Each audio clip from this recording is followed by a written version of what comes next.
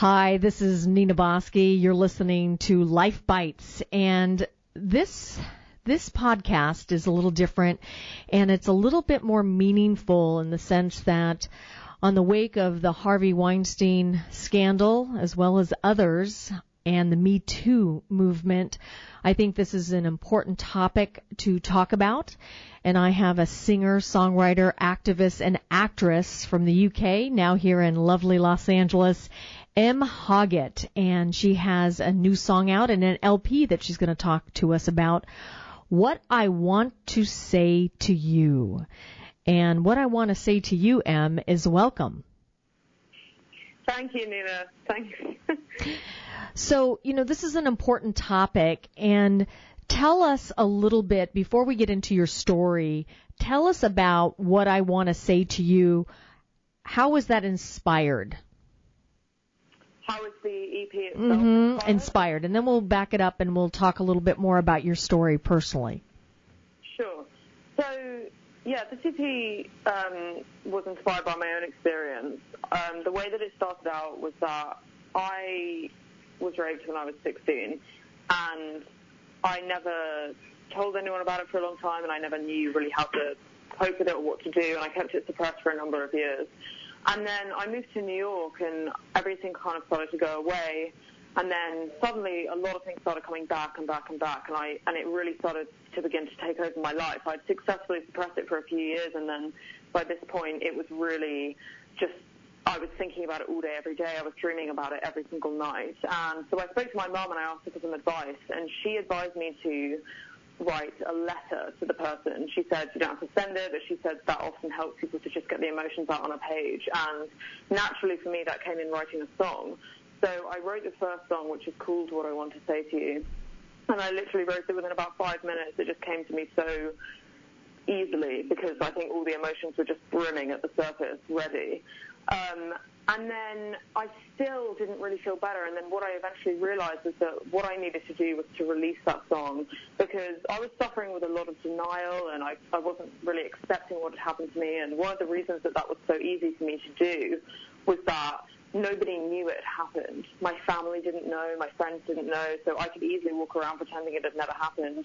Whereas when I put it out there, everybody knew it had happened, so I finally had to start my healing process. So that's how it began, and that was just that one song, and that was 2 years ago in January 2016. And now there's 4 songs, right? There are, yeah.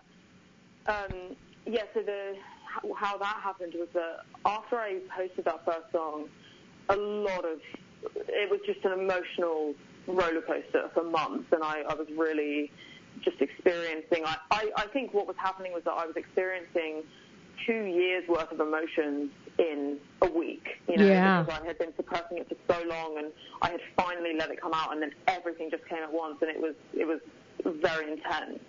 And so during that period, over the next 2-3 months, I wrote 2 more songs. The first one is called Anger, and that is purely about the emotion of anger that is experienced when you have been raped or sexually assaulted. And it's a very, very natural response, of course, because you've been violated and abused. And so that song was just purely expressing that emotion. And then the third song is called Will It Always Be Like This? And that was maybe 4 or 5 months in, and I had really just every day was dark and grey and painful, and I couldn't sleep and I couldn't eat, and I just thought that the rest of my life would be this way. Yeah. And so that's when I wrote that song. And then after about maybe 6-8 months, I started to feel better, and things started to go away. For about a year or so, I felt more stable. And then just this last October, with all the Harvey Weinstein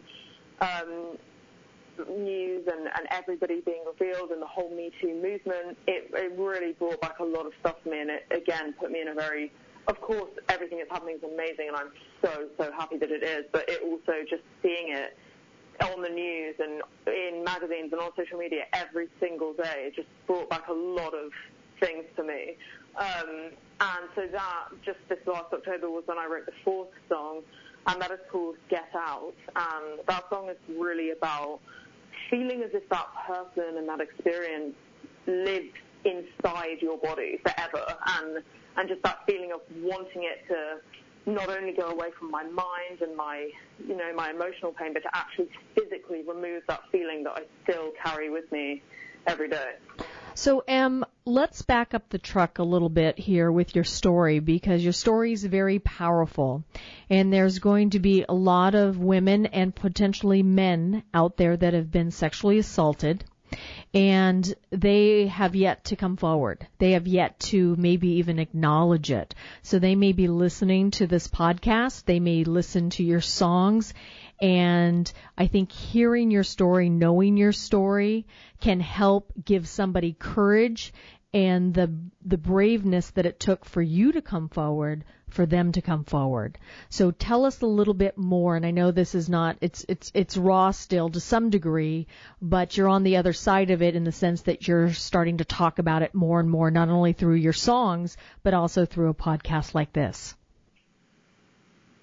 Yeah, so my story as in my journey to be able to speak about it, is that what you mean? Yes. So tell us a little bit about what happened to you, so that way you've told us little bits and pieces, but did you know your perpetrator? Yeah, so as I said, I was 16. I was in London. I'm from the UK, obviously, and it was a very close friend of mine, someone that I absolutely trusted, someone that I spent a lot of time with. And it was a very dark, horrible experience, which I would never have foreseen happening.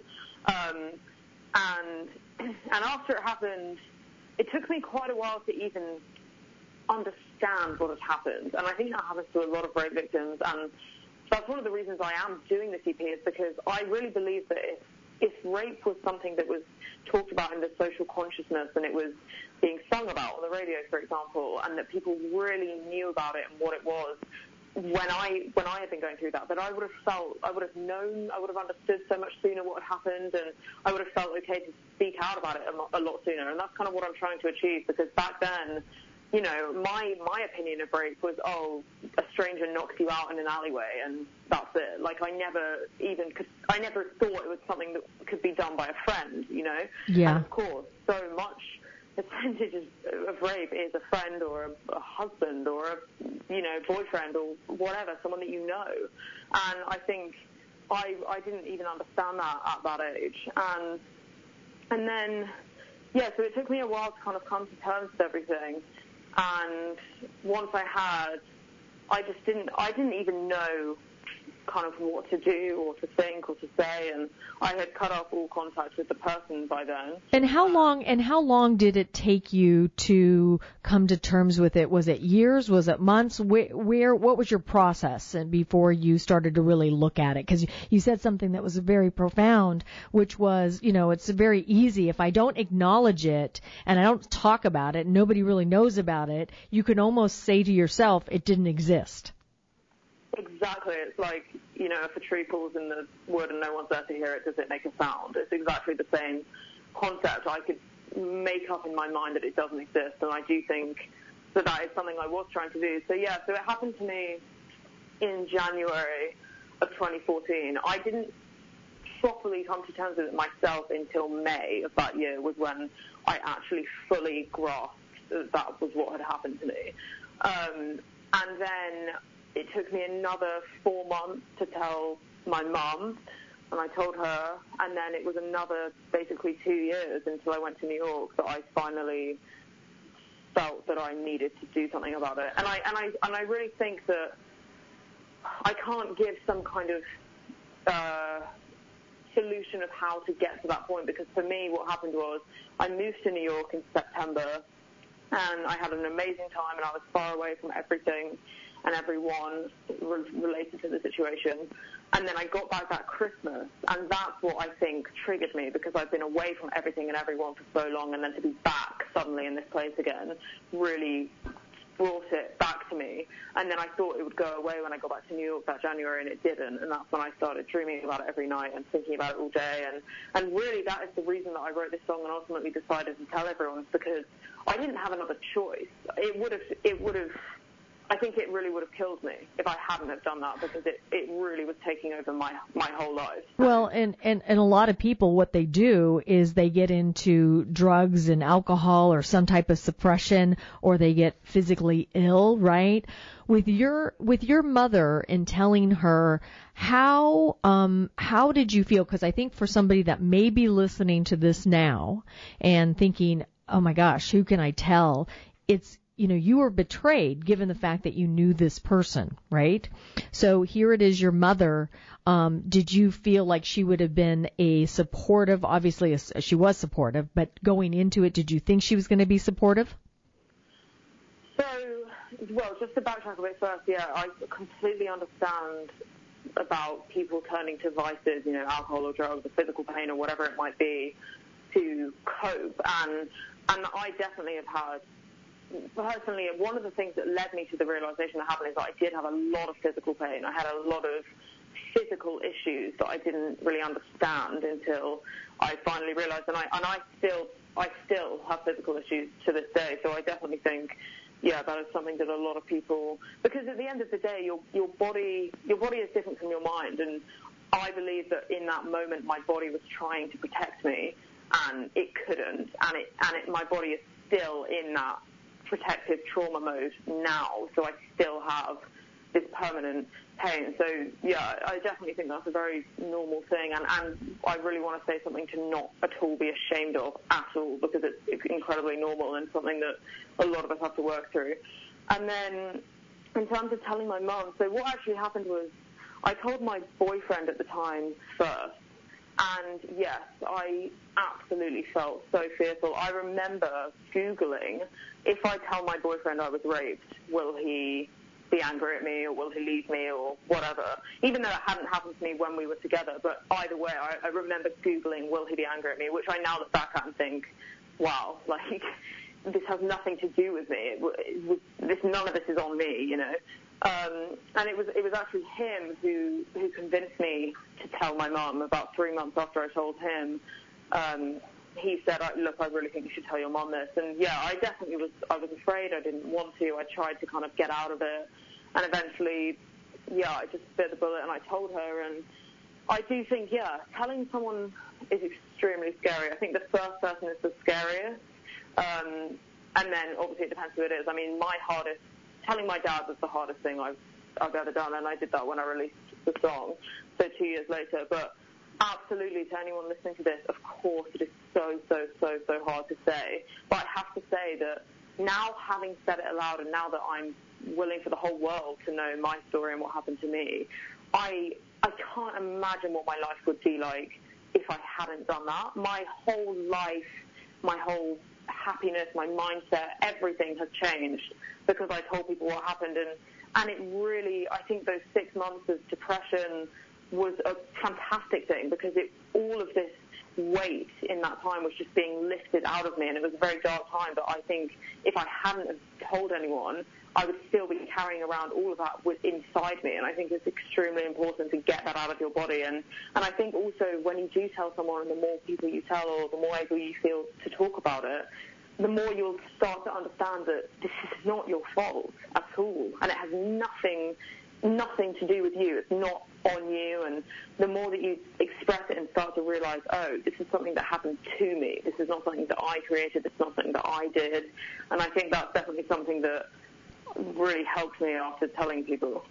So you have a website, and tell us, because this has actually become bigger than you just expressing yourself. You are now really on a worldwide mission to bring light and to help and to bring assistance. So tell us about the website. Tell us about who's involved in this LP and what it is going to be used for.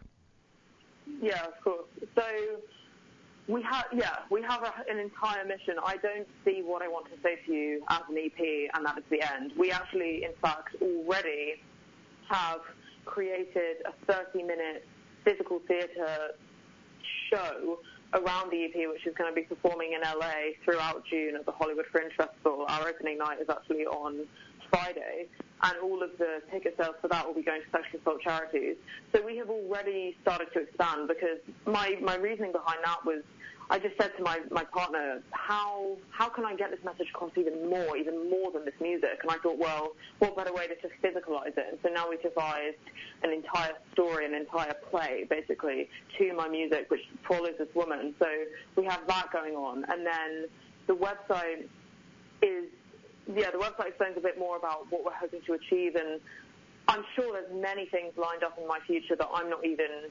and in the future of what I want to say to you that I'm not even aware of yet. I really see it going to big places, and 100% of our record sales will be donated to sexual assault charities. So all of it, me and my producer, Bruce Whitkin, fantastic producer, we're doing this because we want to do this. We want to help people. We're not doing this for us or for all of our money.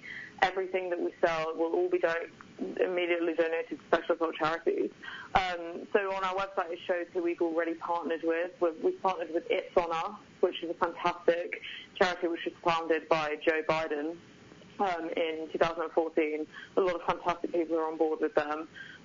We've also partnered with Rape Crisis England and Wales, which is the largest national charity in the UK, which is obviously close to my heart, so I really wanted to donate to a UK cause. And then we're in talks with Time's Up and also with RAIN, which is the biggest national charity in America. So we're really hoping to kind of be working with them as well. And we've just brought a fantastic publicist on board who is going to be also reaching out to many people to try and kind of get the word out and to take this as large as it can be, because we really truly believe it could make a massive impact on a lot of people.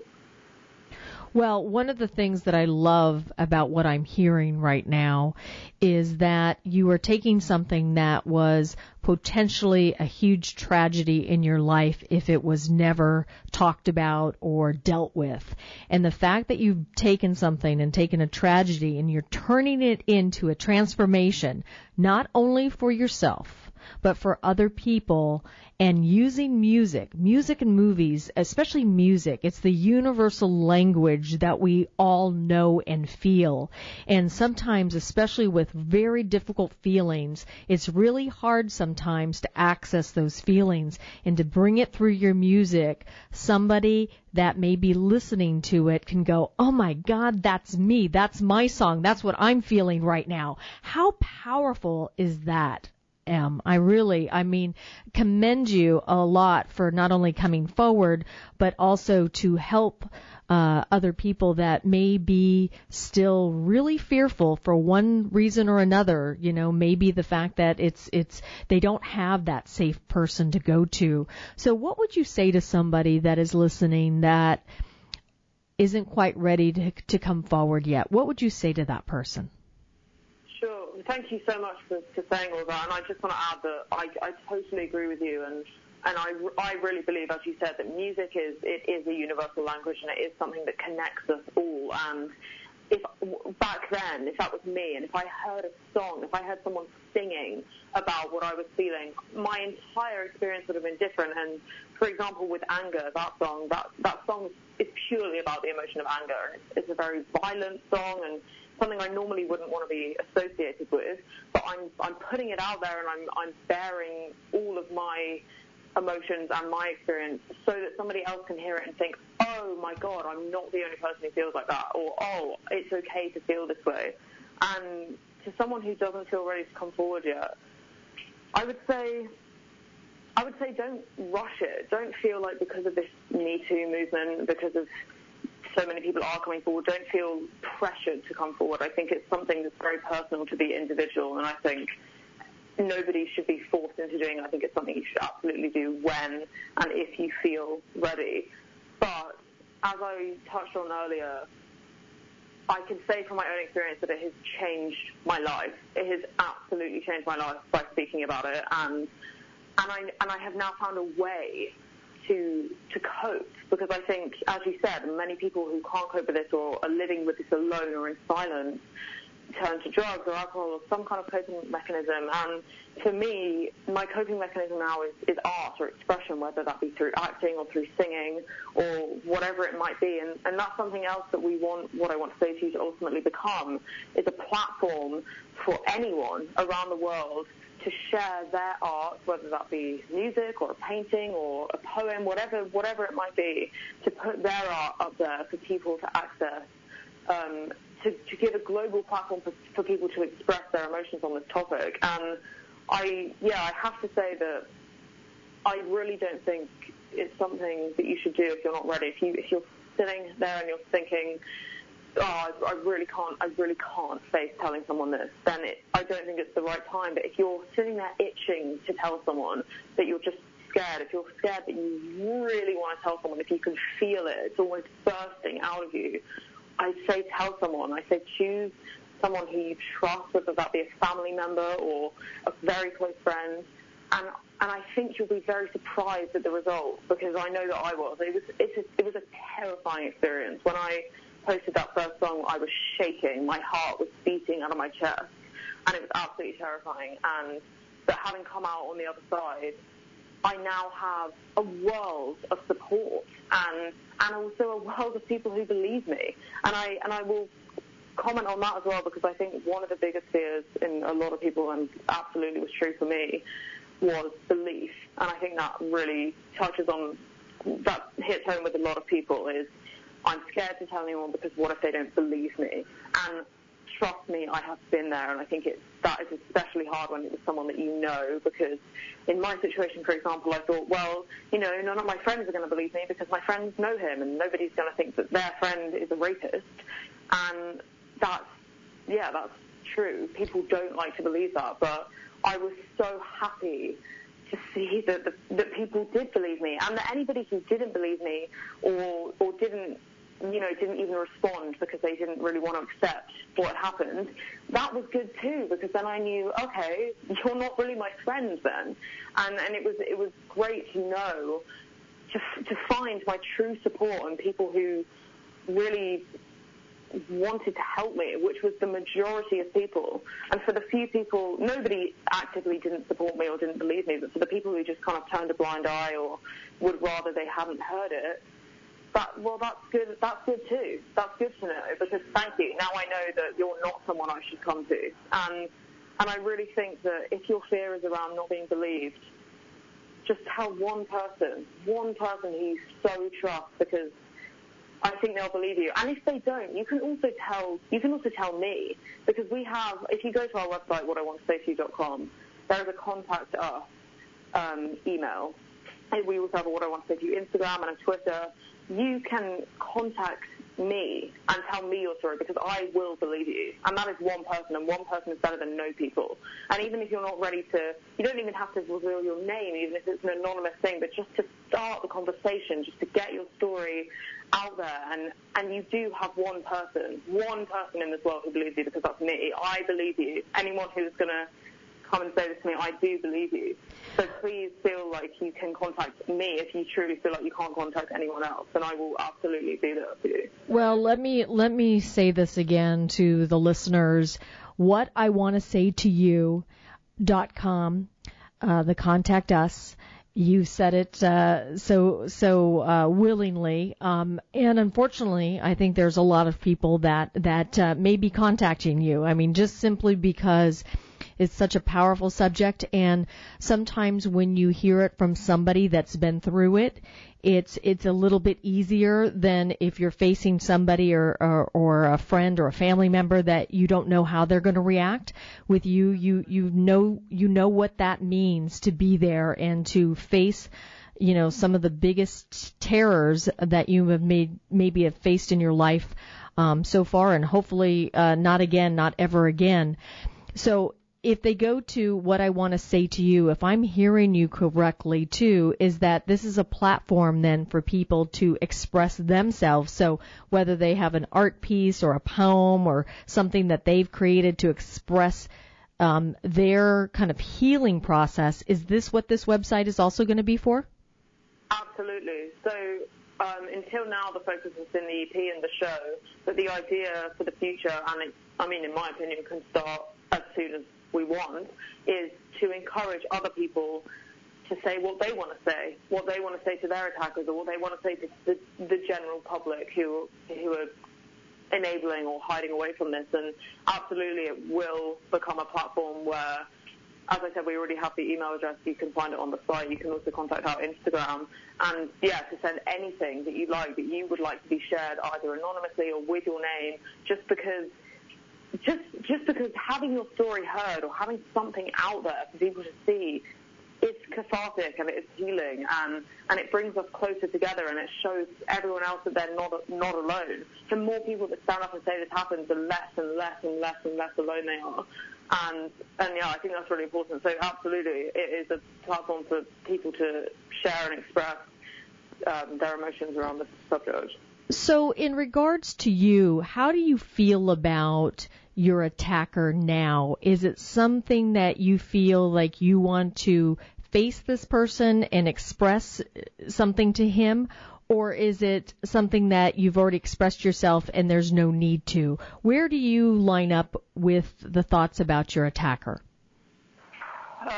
Well, that's a hard question. So I think, I definitely don't think it's as simple as, I wrote these songs, I'm doing this show, and now I'm at peace. Like, it's definitely not that.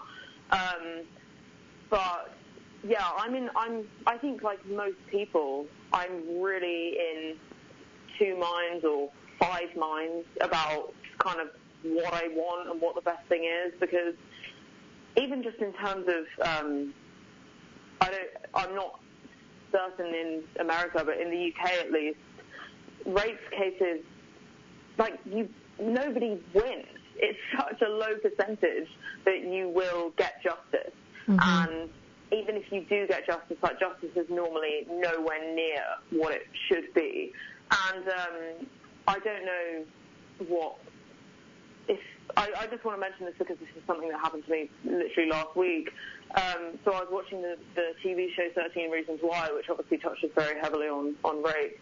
And I don't want to give a spoiler, so if you haven't seen it and you're planning to, stop listening for a moment. But there is a rape case that is taken to court.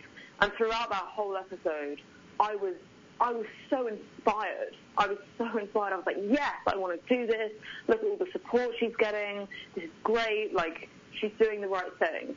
And then the result of that court case, and of course it's a TV, but it was extremely accurate for what truly goes on, was nothing, And it's a very difficult subject because, of course, we all want, I can't speak for anyone else, but yes, I would love to see justice. I would love to see that because it seems so unfair that my whole life has been drastically affected and that somebody else just gets to walk the streets freely and could potentially do this again and again and again. And the idea that, potentially me not saying anything is harming someone else. Like, I could be protecting someone else right now, potentially. And so it's very tricky because, it's that, of course, I would like justice, but I also, the idea for me of putting in all of that, of giving everything to something and then not getting justice, I just think would be so hard to come back from. It's a process. It's complicated. It's complex.